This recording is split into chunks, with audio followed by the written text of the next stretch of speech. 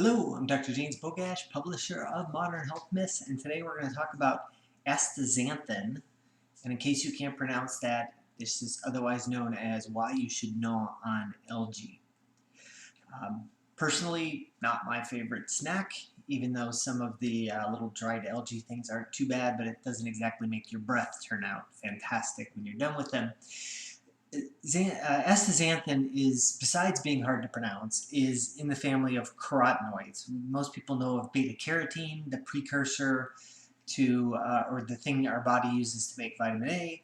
It's that orange color in carrots. So carotenoids are these, generally when we think of these orange, red, pigments that we see in Mother Nature, they almost always come from the carotenoids. And important to remember, these almost without doubt all have positive health benefits when we eat them, which is why we should have a diet that's very broad in all kinds of color. A big issue we have with most people's diets is that they're very limited in what they eat, and if all you had was Big Mac value meal, you're getting no value, no color, no protective compounds from foods because they were either never there in the first place or they've been so processed that there's nothing left. So astaxanthin, in this particular study, they looked at the ability of astaxanthin to positively change our gut flora, our bacteria, the bacteria living within our gut. This is not the first time I've talked about this, but one of the most important things for us to do is to give the right food to the right bacteria present in our gut. When that happens, they play well with us, and we now have friends instead of foes living within us. So researchers found that the astaxanthin was actually able to change the amount of inflammation that the gut was producing, as well as change the bacteria to when we think of the gut bacteria, I think of a giant game of King of the Hill. And we want the good guys on top, and we want to continually feed them on top, and we want the bad guys down at the bottom.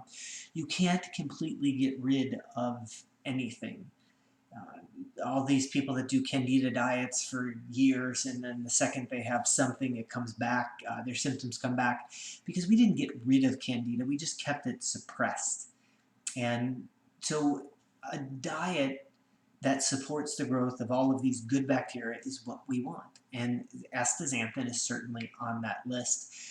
As far as where to get it from, if you decide not to gnaw on algae, you can eat other compounds or other foods that they decide to eat on algae.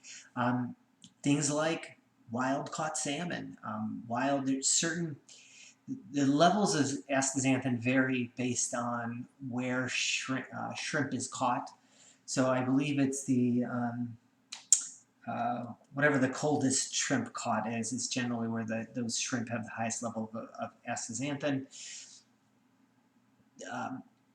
But salmon is probably one of our biggest sources of them, but only wild caught. A lot of the farm-raised crap is actually, instead of astaxanthin, which has all these protective compounds and lowers inflammation and supports the growth of our bacteria, they put a dye in the salmon so that it looks nice and pink and you think that everything's good.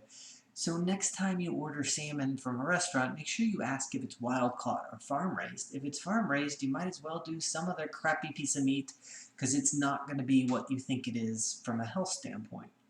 So wild caught salmon, personally one of my favorites as far as cooking salmon is the morays. They sell them frozen in Costco. It's wild-caught salmon, pre-seasoned, fantastic. And even the most die-hard, I don't like fish people, will generally find that quite pleasant to eat. While we're on this, we can also bring up the subject of krill oil, because krill oil is generally higher in astaxanthin, but I'm generally not a fan of taking krill oil because, first of all, if you're relying on getting all your protective compounds in your diet from your krill oil supplement, we've got bigger things we need to talk about than whether you're doing krill oil or fish oil. But krill oil is still at its base a essential fatty acid supplement, in which case we need to be taking 1,000, 1,500, 2,000 or more milligrams of fish oil. And so most krill oil, when they first came out, they were in the 50 to 60, even 30 range. So do your math on that one. It would have taken, if they were 50, you would have had to take 30 a day just to get a okay dose of fish oils.